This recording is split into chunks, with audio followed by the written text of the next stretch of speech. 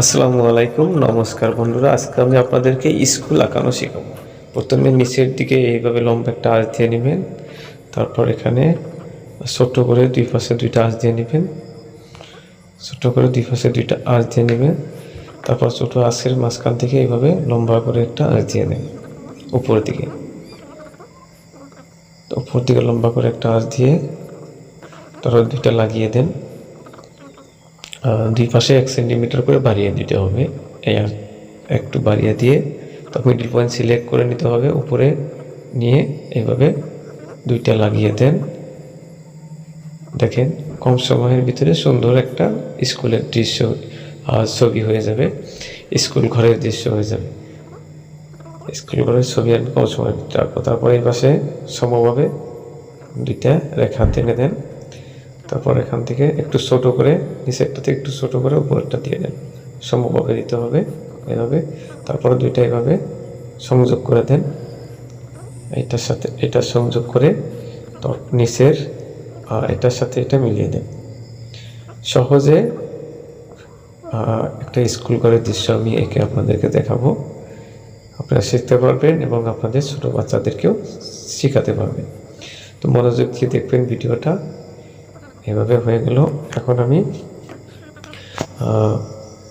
এই দুইটা লাগিয়ে দিব, এখানে লাগান বাকি ছিল, এটা লাগিয়ে দিয়ে মাঝখানের আমি দরওয়াজাটা বানিয়ে নিব।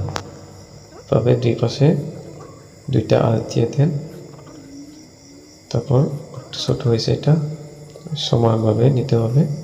তারপর এইভাবে দুই পাশে আরও দুইটা আঁচ দিয়ে দেন, ডাবল করে দিতে হবে আঁচ দুইটা। তো এইভাবে ডাবল করে দুইটা আঁচ দিয়ে দেন।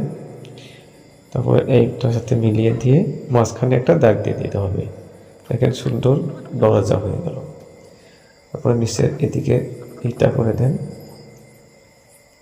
নিচে করে দেন এভাবে। ওখানে আমি দুইটা দাগ দিয়ে তারপর মাঝখানে আমি স্কুল লিখে দিব। আর উপরের ওই অংশটাতে আমি গোল করে একটা ঘড়ি বানিয়ে দিব। আমি হাত দিয়ে গোল করছি, আপনারা চাইলেও অন্য কোনো গোল করার আহিলা ব্যবহার করতে পারেন। আমি হাত দিয়ে গোল করে নিচ্ছি,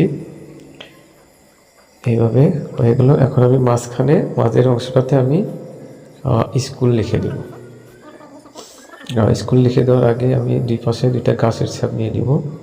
এইভাবে দুইটা গাছের ছাপ দিয়ে দেন, এইভাবে গাছের ছাপ দিয়ে দিতে হবে। তারপর এই পাশে একটা ছোট করে গাছ দিয়ে দেন, দেখতে অনেক সুন্দর লাগবে এবং ভালো লাগবে। যেহেতু বিদ্যালয়ে এইরকম গাছ কিন্তু থাকে। তারপর মাঝখানে উপরের দিকে 2-3টা পক্ষী উড়ে যাওয়ার মতো দৃশ্য আমি করে দিলাম। তারপর এখন কালার করে দিব। এখানে সালের মধ্যে আমি অরেঞ্জ কালার করছি। তো দুই পাশে সুন্দর করে এভাবে আমি যেরকম করে করছি এরকম করে কালার করে দিবেন। আমি এখানে দেখছেন আপনারা অরেঞ্জ কালারের ব্রাশ পেন ইউজ করছি। তো আপনারা চাইলে অরেঞ্জ কালার যদি ব্রাশ পেন আছে ইউজ করতে পারেন, নাইলে আপনারা অন্য যে কোনো কালার ব্যবহার করতে পারেন। তো এইভাবে আমি চালের অংশটাতে এবং নিচের অংশটাতে আমি এভাবে অরেঞ্জ কালার ব্যবহার করে দিলাম।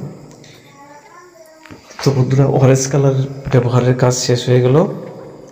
এখন আমি এখানে স্কুল লিখে দিয়ে তারপর আমি ঘরটাতে সুন্দর করে আমি ইয়েলো কালার করবো, মানে হলদিয়া কালার করবো। স্কুল হয়ে গেল, এখন আমি হলদিয়া কালার করে নেব ঘরেতে। পুরা ঘরে আমি হলদিয়া কালার করে দেবো। এইভাবে সুন্দর করে আমি ব্রাশ পেন দিয়ে করে দেব।